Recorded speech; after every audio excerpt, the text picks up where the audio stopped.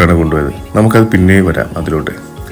ഈ ഫോറസ്റ്റിക്കുള്ള യാത്ര വളരെ ത്രസിപ്പിക്കുന്നതും സുന്ദരവുമായിരുന്നു.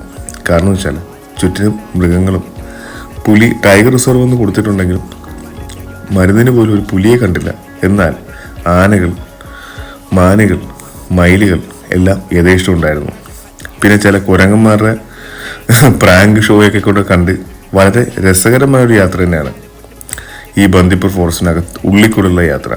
പിന്നെ എനിക്ക് എടുത്തു പറയേണ്ട ഒരു കാര്യം എന്ന് വെച്ചാൽ, നിങ്ങൾ ഡ്രൈവിംഗ് ജസ്റ്റ് പഠിച്ച ഒരാളാണെങ്കിലും ഒക്കെ ഈ വഴി വരുന്നത് കുറച്ച് റിസ്ക് പിടിച്ച പരിപാടിയായിരിക്കും. ഞാൻ ഒരിക്കലും അത് പ്രൊമോട്ട് ചെയ്തിട്ടില്ല.